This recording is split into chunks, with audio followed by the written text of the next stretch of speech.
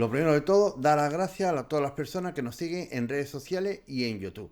Hoy para mí es un honor poder entrevistar a uno de los montadores, editores más emergentes del cine español. Él es José Manuel Jiménez. ¿Qué tal, José Manuel? ¿Cómo estás?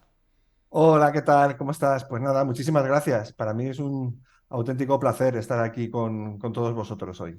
Que, José Manuel, es que miré tu IMDB cuando empezaste y la verdad es que no sé cuántos cortos hiciste, pero vamos, yo creo que eso para ti tuvo que ser tu verdadera escuela. Efectivamente, sí. Yo siempre digo eso, ¿no? Estudié en la Complutense y estudié luego en la CAM, pero que mi escuela fue el corto, no, desde luego. Hice muchísimos cortos y bueno, la verdad es que es una formación de la que me siento muy orgulloso, la verdad. ¿Y cómo se hacían aquí en aquella época un corto, otro, uno, otro? ¿Cómo lo hacía para ir enganchando uno a otro? Pues la verdad es que no hacía nada así especialmente proactivo. Simplemente, bueno, pues gente que me conocía, sabía que editaba, tenía mi equipo y nada, me llamaban y bueno, y llegó uno, es otro, es como lo del el tarro, el cuenco con las cerezas, ¿no? Que vas a coger una y salen 10, ¿no? Pues algo parecido.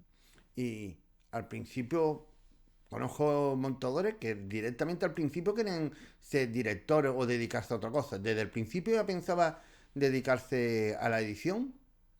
Bueno, es un poco curioso porque en realidad yo cuando era pequeño bueno, en mi casa pasó una cosa curiosa y es que mis padres compraron un vídeo Betamax allá por el año 84, 85, que daba una calidad sensacional y tenía unas opciones de edición que el VHS pues no tenía.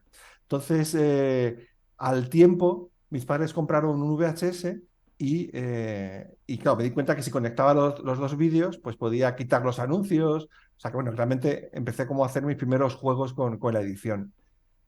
Al venirme a Madrid, la verdad es que mi primera idea era ser director, pero rápidamente me di cuenta que donde mejor me lo pasaba era en la sala de montaje, así que rápidamente cambié de opinión y me centré en el mundo de la edición y aquí sigo muy contento por ahora. Yo creo que las primeras prácticas tuyas cuando estaba estudiando la especialidad en Lacan tenía que ser, te dio una peli totalmente desestructurada, o si no, un profe de montaje te haga una peli, pone material bruto y te dice, hazme un primer montaje. Claro, bueno, en la época en la que yo estudié, la escuela era muy distinta a como está ahora planteada. En aquella época estudiábamos, de hecho, las primeras prácticas eran en Moviola, Hostia, 35 milímetros, y la verdad es que es una formación que agradezco con los años, ¿eh? Y que, perdona, ¿y las prácticas que eran? ¿Cortando? sí, sí, Hostia, prácticamente, sí, sí, sí. Sí, sí, y es verdad que es un tipo de formación que, como te digo, que he agradecido porque por la propia tecnología, pues te obligaba a pensar muy mucho, ¿no? A la hora de hacer el corte, ¿no? Aunque ya, evidentemente, en aquella época, te hablo del año 2001, 2002, ya la edición digital estaba perfectamente establecida a nivel profesional. Aprender de una manera y luego aplicarlo a la tecnología digital, la verdad es que yo, en mi caso particular, siempre lo he considerado pues una ventaja. claro, porque cuando estaba hablando de la moviola, yo creo que ese momento cuando coge la tijera y sabe el punto exacto donde tiene que meterle el corte, no es lo mismo que el digital. No, sobre todo porque cuando te equivocas, que es lo normal, ¿no? Que algún plano se te quede largo, que un plano se te quede corto, ¿no? Entonces, bueno, esas prácticas la verdad es que eran muy divertidas. Al final veías los copiones y era un celo. En 1,5 metros de película había 14 empalmes llenos de celo. O sea, bueno, era un poco desastre, ¿no? Pero bueno, era muy divertido y yo creo que al final lo que consiguió es que nos enamorásemos de la fisicidad, ¿no? De tocar la película, ¿no? Que es algo que aunque ahora en lo digital pues es más difícil, pues procuro mantener. ¿Y qué cualidades tiene que tener un montador de cine porque realmente, ¿qué se dice? ¿Montador o editor? Bueno, yo creo que ambos, antiguamente había como se consideraba el montador de cine y el editor de televisión, ¿no? El montador de cine era o se consideraba antiguamente que era la figura creativa, y el editor se consideraba que era un operador, ¿no? Un operador de VTR o un operador de Avid o lo que fuera, ¿no? Esa diferenciación con los años ha desaparecido, ¿no? Básicamente porque lo que es el operador de máquina también ha desaparecido. O sea, hoy por hoy los editores, yo creo que se nos considera parte del personal creativo fundamental en cualquier producción. Y es decir, aunque todavía queda mucho por un trabajo muy importante de pedagogía, ¿no? De cara a la gente, creo que en general se nos considera parte de este personal creativo.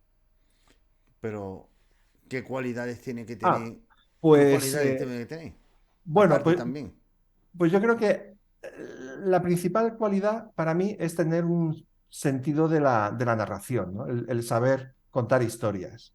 Yo creo que eso es lo más importante. Creo luego también que hay que tener una sensibilidad para el trabajo actoral a la hora de estudiar el material y a la hora de ver los brutos, los dailies de rodaje, saber diferenciar en qué toma está el momento especial de interpretación, tanto de voz como gestual. Y luego otra cualidad que yo creo que es importante es el tener, digamos que lo que se denomina el ojo crítico, ¿no? O el criterio. El saber cuándo al ver un montaje qué es lo que le falla, cómo poder mejorarlo, tener esa capacidad como para detectar los errores y para buscar rápidamente las soluciones. Yo creo que así son como las tres cualidades fundamentales, ¿no? Para poder dedicarte a esto. Más Pero, luego, sí, sí. capacidad de ser extremadamente ordenado Claro, en con el material, etcétera, ¿no? pero cuando te llega un parte de script, directamente te vas a las tomas que son buenas. O también mira las demás. O vas a tiro Sí, hecho. siempre se miran las demás. Sobre todo porque el concepto de toma buena es un concepto de rodaje, realmente, ¿no? En montaje la toma buena es la que se usa, pero no es necesariamente la que se marca en rodaje. Sobre todo porque la decisión de si esta toma es buena o es mala en rodaje se ha tomado en una situación de estrés, en una situación en la que a lo mejor hay 4 o 5 personas hablando a la vez al director. Es decir, una decisión tan importante sobre si usar esta frase de la 5, de la toma 5, usarla de la toma 3, o el audio, usarlo de la toma 3 y la imagen de la toma 6, yo creo que no se puede tomar en rodaje, ¿no? La fase de montaje es una fase para repensar, para volver a tomarte el tiempo de estudiar el material con cierta tranquilidad y ahí ya tomar las decisiones oportunas. Claro, pero se suele decir que un montador nunca va a un rodaje porque él se puede contaminar. En tu caso, ¿tú vas a rodaje o nunca vas? ¿Y qué es lo que No, recomiendas? yo nunca voy porque por dos motivos. Por el primero que tú dices, efectivamente, porque te contaminas. Es decir, tú ves lo que tarda en rodarse un plano, ¿no? Imagínate, ¿no? Y el despliegue técnico y humano, ¿no? Imagínate una grúa gigantesca en una playa con 50 figurantes. Y claro, luego llegas a montarlo y de repente el plano no funciona porque la secuencia no funciona. Y claro, si no has estado en el rodaje, el impulso es, bueno, pues fuera, lo quitamos, ¿no? Es lo que te decía antes, ¿no? La capacidad para narrar historias. Bueno, si no es bueno para la historia, lo quitamos. Si has estado en el rodaje y has visto todo ese despliegue, pues la verdad es que al final contamina las decisiones que tomas. Y luego el segundo motivo por el que no me gusta es porque me pone nervioso, ¿no? Ver tanta gente trabajando y luego ver que todo el trabajo y el esfuerzo tan gigantesco de todo el equipo pasa por estas manos, termina por ponerme un poquito nervioso. Entonces prefiero estar en la sala de montaje que considero que es donde puedo ser más útil para la producción. Pero a mi forma de ver montaje, lo más importante es que la historia, lo que tú estás viendo, tanto los personajes, todo, sea orgánico, como que tenga vida. Sí, absolutamente. Es decir, yo creo que uno de los momentos más emocionantes a la hora de ver el montaje, en la fase del proceso de montar una película, para mí es el ver el primer corte. El primer corte suele ser un monstruo terrible, ¿no? Un monstruo de largo, es un monstruo que has hecho tú en la soledad, donde están todas las secuencias puestas en orden de guión. Pero en ese primer visionado, a lo mejor una película de 3 horas y cuarto o 3 horas y media, eres capaz de ver qué es lo que hay que hacer, ¿no? Esa capacidad para decir, bueno, estas secuencias no funcionan, se pueden solucionar, no se pueden solucionar, las podemos quitar, la estructura a lo mejor no es esta, habría que empezar, en vez de por la secuencia 1, empezar por la secuencia 14, podemos contarlo todo como un flashback, es decir, ver ese momento en el que de repente hay un puzzle que automáticamente se coloca, ¿no? Y de repente entra esa organicidad, ¿no? de la que hablabas, ¿no? De repente el montaje es orgánico y evidentemente lo lógico es pasar de la secuencia 7 a la 16, de la 16 a la 22, de la 22 a la 23. Es un momento muy emocionante que siempre pues intento compartir, ¿no? Con los directores y directoras con los que trabajo, el decir, vale, a lo mejor es una película muy larga, ahora mismo es arrítmica, es amorfa realmente, pero estas son las posibilidades que tiene y estos son los mecanismos que tenemos para convertirla en la mejor película posible. Y utilicen, creo que hay alguna metodología a la hora de trabajar. Lo digo la metodología porque una serie de televisión, una película, siempre hay unos plazos, ¿no? Sí, sí, yo creo que precisamente la principal diferencia entre las series y el cine es, a nivel de montaje, son los plazos, porque técnicamente son la misma máquina, el mismo programa, casi el mismo flujo de trabajo, es decir, que en eso ya apenas se diferencia casi en nada. En las series, este primer corte o digamos, este momento que por primera vez enseñas el capítulo a un director o a la directora, em, digamos que ya no es un primer corte, es una segunda o es una tercera vuelta. Es decir, tú previamente has detectado dónde pueden estar los problemas a nivel de estructura o a nivel de ritmo y ya presentas una solución, ¿no? Es decir, que no hay tiempo como para sentarnos desde el principio y hacer mano a mano este proceso de reestructuración. En el caso de las pelis, por lo general, hay casos en los que también hay que correr mucho. Por lo general sí que tenemos ese tiempo de reflexión, que yo creo que es lo que lo hace más divertido y más valioso.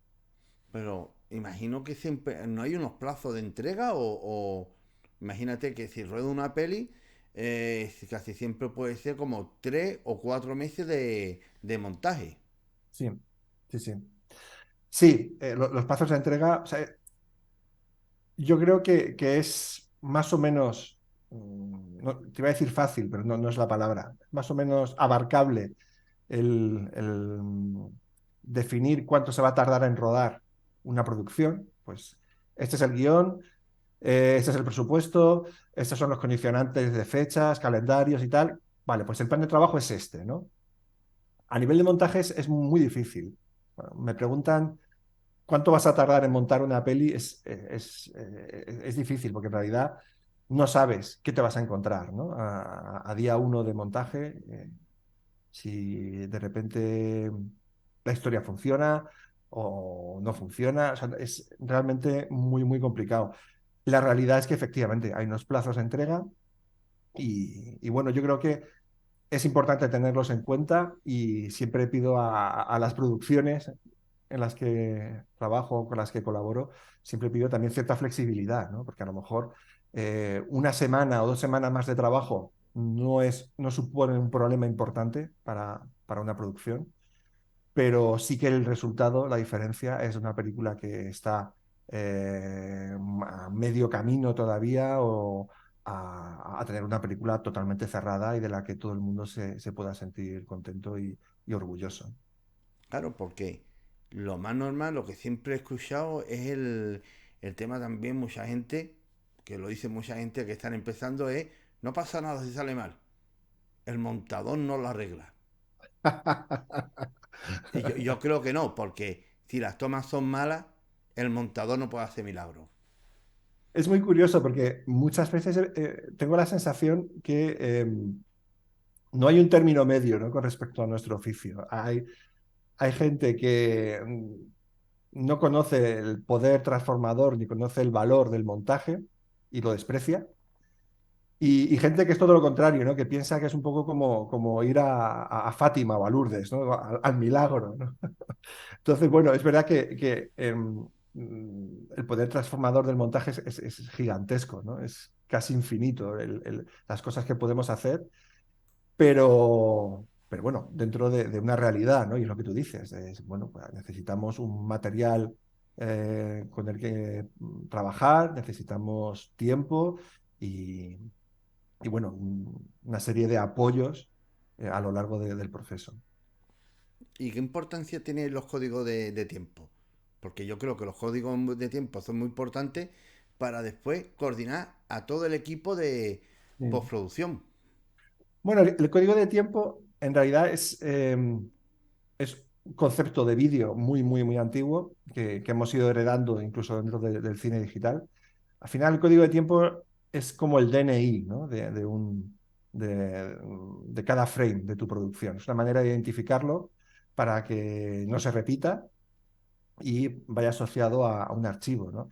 Esto va desde rodaje, pasa en la fase de montaje y luego pasa a la fase de conformado y postproducción, ¿no? Cuando volvemos a pasar nuestro montaje a su resolución, a 2K, 4K, 6, etcétera, y se realiza pues color, efectos y demás, ¿no? Una manera de mantener todo ordenado y todo perfectamente identificado y que luego no haya sustos ni problemas. ¿Y te ha pasado que llega un director, tiene la peli montada, está toda la gente trabajando de postproducción y ahora te dice, cámbiame el montaje? No, o sea, sí que me ha Lo pasado. digo porque si tú cambias el montaje, Sí. toda la gente de postproducción tiene que empezar otra vez de nuevo. Sí, sí, sí. Sí, siempre a la hora de afrontar un proyecto y de, digamos, marcar un flujo de trabajo con el resto de los departamentos, siempre se lucha o se procura que la postproducción a nivel de conformado, color, VFX, etcétera, arranquen a montaje final, ¿no? A montaje cerrado. Lo que ocurre es que luego es verdad que las producciones cada vez son más complejas, producciones que tienen más y más efectos. Entonces, muchas veces por un tema de calendario arrancas a montar y casi arrancan los efectos, ¿no? A la vez, ¿no? Y a veces te obliga a montar primero o hacer un primer corte de las secuencias que tienen efectos eh, para que estos departamentos puedan empezar. Pero bueno, digamos que como ese es el punto de partida, todo el mundo acepta que habrá cambios, ¿no? Durante el montaje. El montaje es un proceso muy creativo y las decisiones se toman pues, en relación a la propia historia. Y evidentemente, pues eso, pues habrá planos más cortos, planos más largos. Imagino que tiene que haber una persona en el departamento de montaje que tiene que estar cogiendo los fragmentos, una escena, y tiene que estar ya directamente, cuando la tiene montada, lo va enviando ya al equipo de VFX, de efectos, al equipo de sonido, al compositor, etcétera, para que ya vayan trabajando. Sí, hay dos figuras clave dentro de este proceso, que es el ayudante de montaje, es una figura fundamental, porque no solamente se encarga de la ingesta y de la sincronía y de la preparación previa al montaje, sino también se encarga de todo lo que viene después, ¿no? Digamos, la comunicación con el resto de departamentos, con VFX, sonido, etcétera.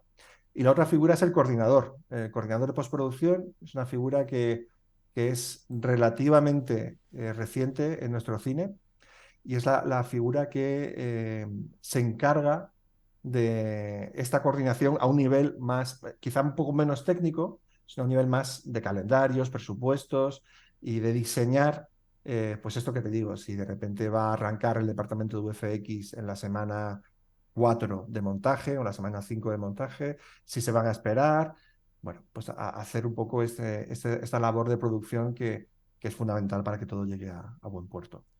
Y es verdad de que muchas veces, todo casi, muchas veces los editores, montadores, sois psicólogos del director. Sí. Mira, esa es otra de las características importantes, aparte de las que te he citado antes, ¿no? De ser un buen narrador y tener criterio. Creo que ser, más que psicólogo, yo te diría ser una persona empática, ¿no? Es decir, es un director o la directora cuando llega a la sala de montaje, llega por lo general agotado, ¿no? De todo el proceso. Lo han pasado muy mal durante el desarrollo. Seguramente esta película estaba a punto de caerse 2 o 3 veces. Eh, Habrán tenido una preproducción que seguramente no sea todo lo que necesitaba la producción, el rodaje igual. Entonces, claro, cuando llega a la sala de montaje, están por lo general agotados, ¿no? Entonces, yo creo que, mm, que parte de nuestro trabajo es hacer o intentar que se reenamoren, ¿no? de la película que ellos tenían en la cabeza y ser muy empáticos, escuchar mucho, hablar mucho también, ¿no? De cómo te sientes. Creo que hay un componente emocional muy, muy grande siempre en las producciones en las que trabajamos, ¿no? Y yo creo que es casi lo más bonito, ¿no? Al final, yo creo que de toda la gente con la que he trabajado estos años, casi te diría que el 99,9 al final son amigos, ¿no? Y eso se convierte en amigos, pues precisamente por esto, ¿no? Y has trabajado tanto en serie y película. ¿Es Ujú. exactamente igual? ¿O lo único que cambia son los plazos Bueno, de tiempo? es lo que te decía, sí, es un poco los plazos, ¿no? Las series, pues mira, la última serie que he hecho se estrena la semana que viene, es la segunda temporada de Operación Marea Negra y todo el flujo de trabajo en esa serie estaba muy, muy, muy encaminado a que el proceso de cierre de cada capítulo con los directores fuera muy corto. Entonces, tanto los primeros montajes que íbamos haciendo de todas las secuencias, como el primer máster o primer premáster de cada capítulo, digamos que Mario, el otro editor, y yo, nuestro objetivo era que fuera lo más fino posible, ¿no? A todos los niveles, ¿no? Y que el capítulo que ya enseñáramos por primera vez fuera muy, muy, muy, muy parecido a lo que tenían los directores en la cabeza. De hecho, esta serie hemos empleado unas 2, 3, 4 jornadas, ni tan siquiera una semana por capítulo, ¿no? Para cerrar con los directores en sala. Por calendario, bueno, por cómo estaba planteada la producción, pues nos ha obligado a hacer mucho de este corte final casi a priori, ¿no? En el momento en el que lo atacábamos.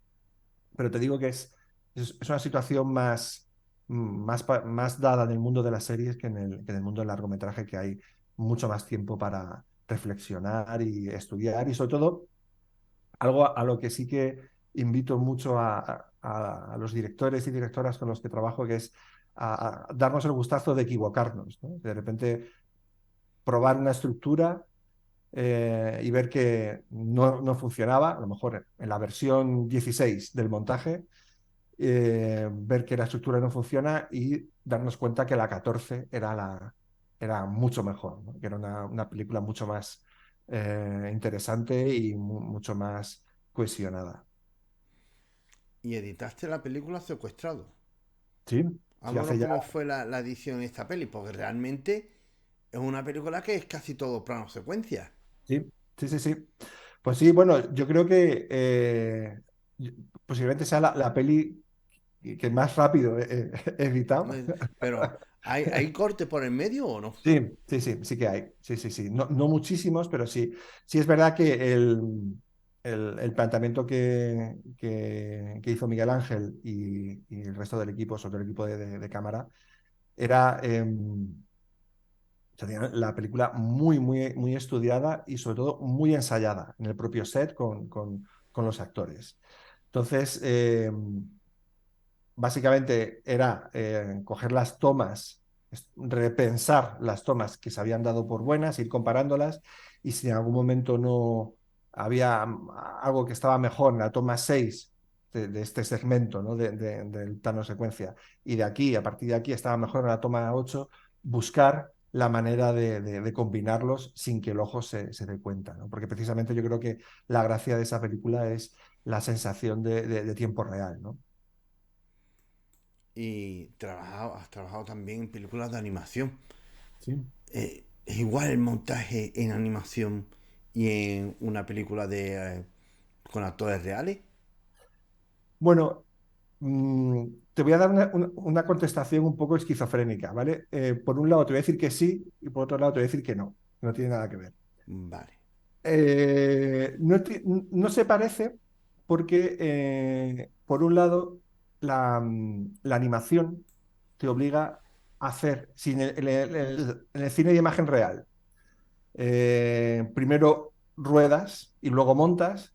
En el cine de animación, primero montas y una vez que ya tienes la película montada es cuando la animas, ¿no? Digamos que el proceso es el inverso. Pero Primero, en una película de animación, ¿que es lo que monta? Como los los borradores, stories, los sí. stories. Sí, lo primero la primera fase, que se denomina es la animática, lo que haces es montar la película con los stories. Entonces, claro, es un proceso muy, muy divertido y es un proceso muy barato, en el sentido de que realmente, barato entre comillas, aún no hay contratado el grueso de la producción, ¿no? Entonces, es un proceso que es bastante largo, puede durar meses, incluso hasta un año, y, y es muy divertido porque, claro, como la materia prima es un rotulador y un papel, si de repente una secuencia no funciona, pues no pasa nada. Se tira a la basura, se vuelve a escribir, se vuelve a dibujar hasta que quede realmente como tiene que quedar, ¿no?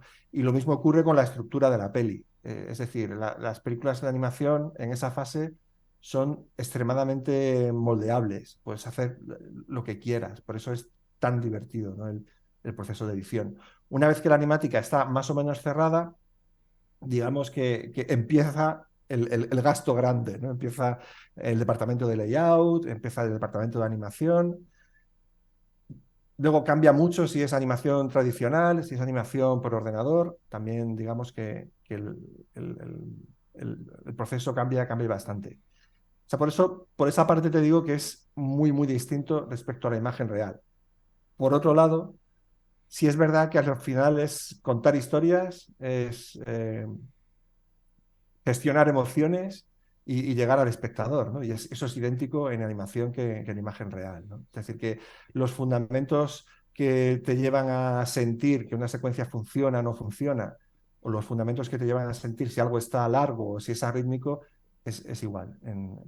Es el mismo mecanismo en imagen real que en animación. Y cuando estás montando, normalmente que te llegan siempre un guión técnico o un storyboard.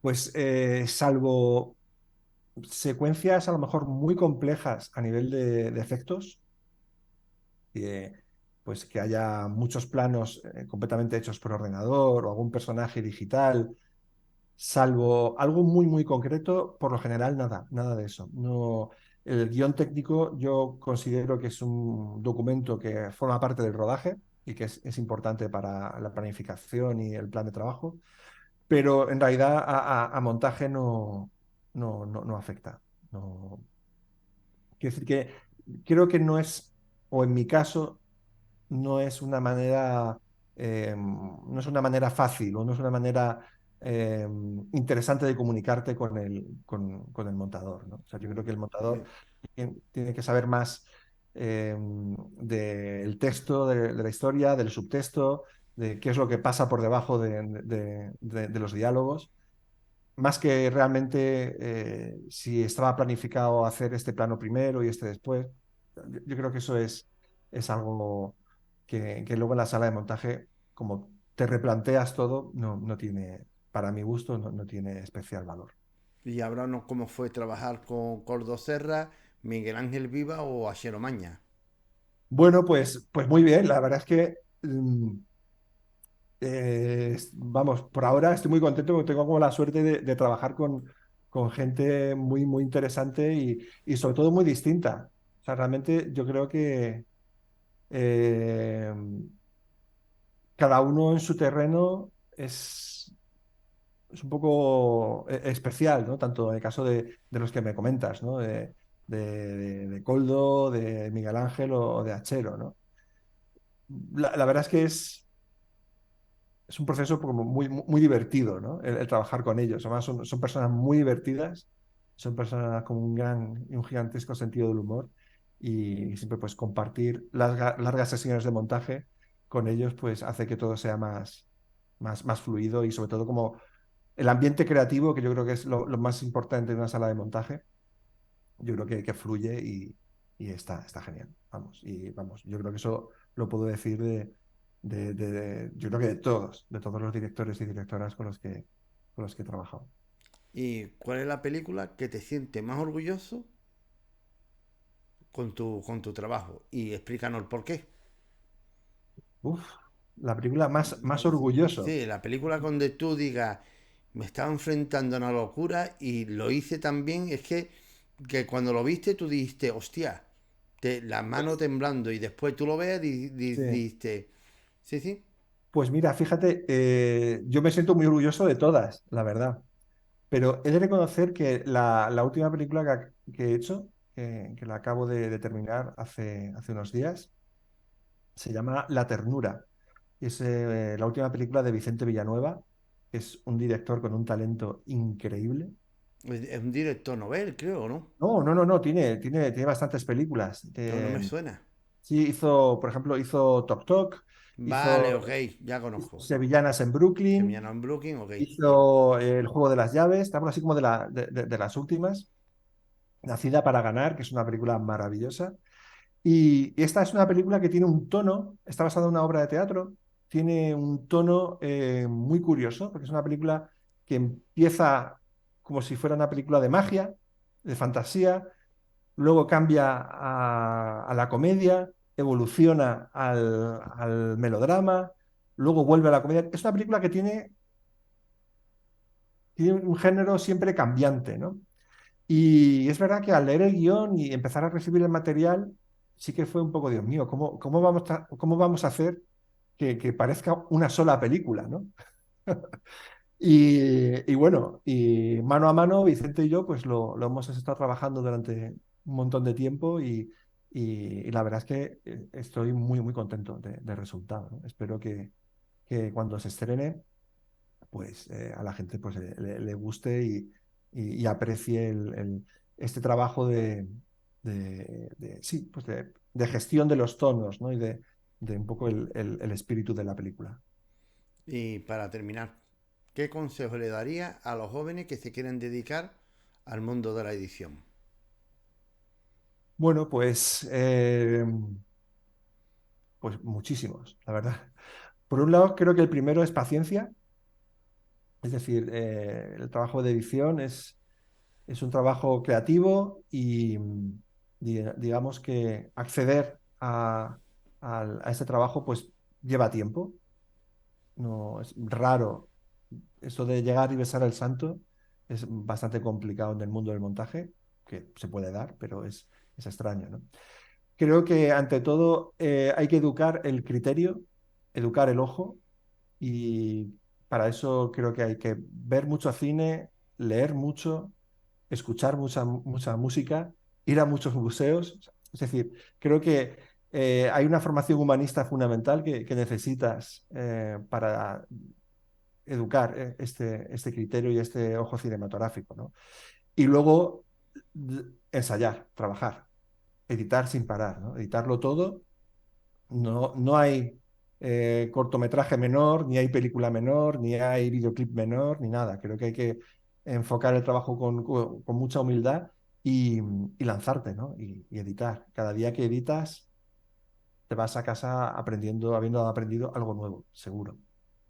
Por darte las gracias por compartir el tiempo con nosotros y para mí ha sido un honor poderte entrevistar. Nada, gracias a vosotros. Un auténtico placer. Siempre hablar de montajes para mí liberador. Es muy, muy, muy divertido. Pues, gracias.